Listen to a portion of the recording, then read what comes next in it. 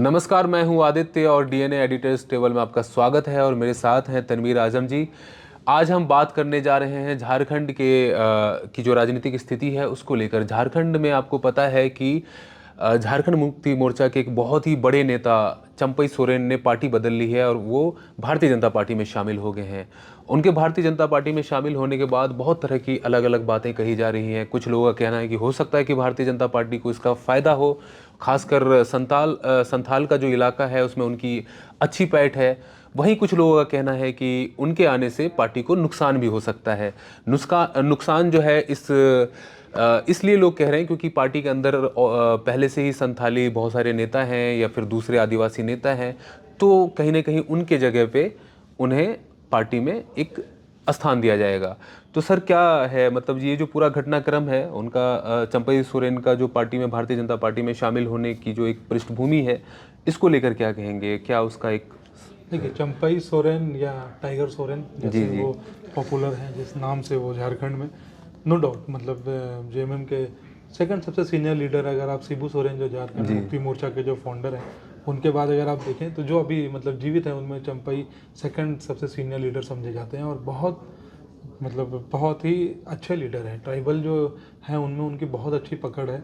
और क्योंकि उस इलाके में जहाँ से झारखंड में काफ़ी हम लोग आपके भी जानने वाले होंगे, तो चंपई सोरेन की ये है कि उन्होंने कई लोगों के टाटा स्टील में और बोकारो वाला जो स्टील प्लांट है इन सब में नौकरी वोकरी दिलाने में बहुत मदद करते हैं लोगों की। कुल्हन के जो इलाके हैं उनमें चंपई सोरेन का बहुत अच्छी पकड़ है। और जब ये क्या नाम है इनका, हेमंत सोरेन जब जेल भी गए तो उन्होंने चंपई सोरेन को ही अपना चीफ मिनिस्टर का पद दिया। फिर लेकिन जब वो वापस आए तो उनको फिर वापस मंत्री बनाया गया। तब चंपई सोरेन का अब ये कहना है कि वो ह्यूमिलेटेड फील किया उन्होंने और इस वजह से वो बीजेपी में जाना चाहते हैं। मुझे लगता है ये थोड़ा सी ये जो बात है ये थोड़ी सी मुझे समझ में नहीं आई, क्योंकि जब इस तरीके के डिसीजंस कोई भी पार्टी लेती है तो सामने जिसको भी चेयर पे बैठाया जाता है उसको ये बोल के बैठाया जाता है कि भाई आप इतने महीने इतने हफ्ते या इस मसले के हल होने तक ही हो। तो ये कहना कि भाई मुझे आगे हटा दिया एकदम से, वो मुझे बात समझ में नहीं आई। बल्कि उन्हें तो वो जगह दी गई जो वो इतिहास में दर्ज हो गई। बिल्कुल। अभी देखिए, अभी केजरीवाल कई महीनों से जेल में है लेकिन उन्होंने किसी को वो जगह नहीं दी। शायद वो वहाँ चंपई सोरेन वाला उनको पता है कि मांझी ने ने क्या किया, चंपई सोरेन ने क्या किया। दूसरी बात यह है कि जैसे आपके सवाल दो हैं कि क्या चंपई सोरेन के आने से बीजेपी को फायदा होगा या नुकसान होगा। चंपई सोरेन का ट्राइबल एरिया में कितनी पहचान है और कितनी अच्छी पकड़ है, इसके अंदाजा आप इस बात से लगा लें कि जो 10 में से 5 सीटें हैं जो एसटी रिजर्व सीटें हैं जो झारखंड की, वो अभी इस चुनाव में 5 की 5 इंडिया ब्लॉक ने जीती। जो 28 सीटें जो विधानसभा की रिजर्व सीटें हैं उनमें से भी पिछले जो चुनाव में सिर्फ 3 सीटें ही बीजेपी जीत पाई थी, बाकी सारी सीटें झारखंड मुक्ति मोर्चा ने जीती थी। और सारी जो स्ट्रेटेजी थी वो चंपई सोरेन की ही बनाई हुई थी। तो इसमें कोई शक नहीं है कि चंपई सोरेन एक बहुत स्ट्रॉन्ग लीडर है। और बीजेपी जिसका कि झारखंड में लगातार जनाधार थोड़ा करके कम होता जा रहा है, वो चंपई सोरेन के आने से बीजेपी को फायदा होगा।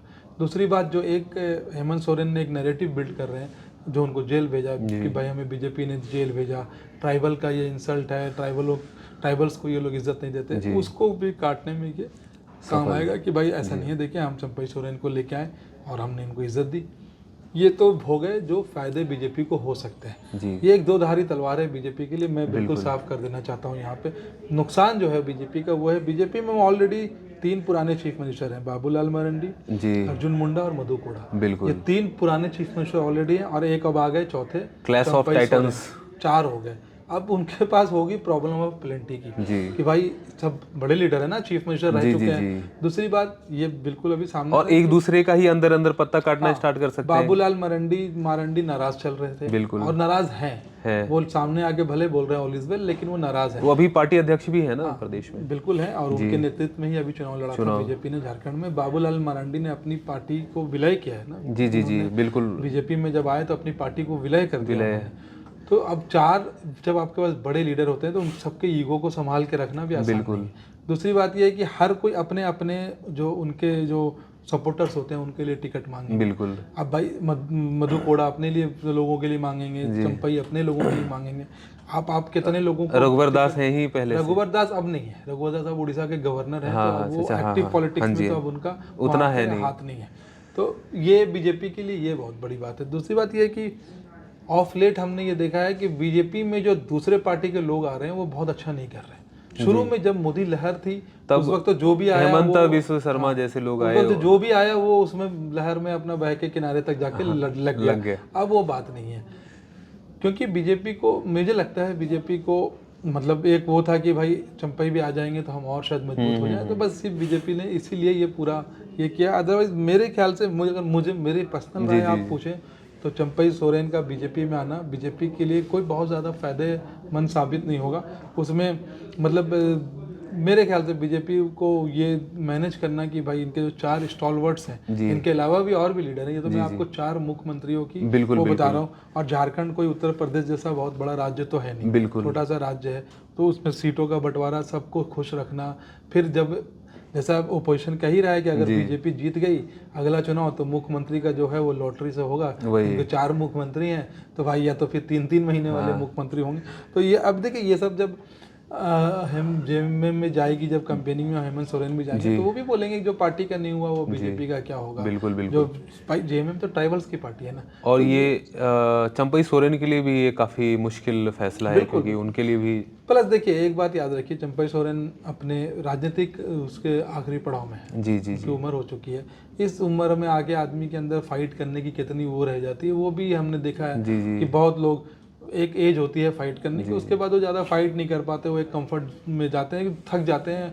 तो मुझे नहीं लगता कि चंपई सोरेन बहुत ज़्यादा रैलीज करेंगे, वो बहुत ज़्यादा, हाँ अपने बेटे के लिए अगर उनको कुछ फ्यूचर बनाना है तो अलग बात है, क्योंकि बेटे को लेके गए थे बिल्कुल अभी हमने जो फोटो। और खासकर सर ऐसे कंडीशन में जब कहा जा रहा है कि अर्जुन मुंडा, बाबूलाल मरांडी के बीच में भी सब कुछ सही नहीं चल रहा है, बिल्कुल सही नहीं चल रहा। और ये बीजेपी में अभी पिछले 6 महीने में हमने देखा कई जगहों पे, हरियाणा से लेके जम्मू कश्मीर में हर जगह पे वो मतलब कि यूपी में केंद्रीय नेतृत्व का वो नहीं रहा है, तो झारखंड में भी नहीं है। बिल्कुल। तो ये अब देखना होगा। मैंने अपनी राय आपको बता दी, मतलब देखिए हम लोग तो यहाँ पे बैठ के एनालाइज ही करते हैं, जो जानकारी हमें मिलती है उससे हम दर्शकों को तक बेहतर पहुंचाने की कोशिश करते हैं, और आपके फीडबैक हमें मिलते रहने चाहिए। तो मेरे ख्याल से चंपई सोरेन का जाना जेएमएम के लिए बहुत ज़्यादा नुकसान की खबर नहीं है। जी, जैसा कि आपने देखा कि झारखंड की जो राजनीतिक समीकरण है, जो राजनीतिक स्थिति है, उस पर हमने चर्चा की। इसी तरह के चर्चाओं के लिए डीएनए के साथ बने रहिए। शुक्रिया।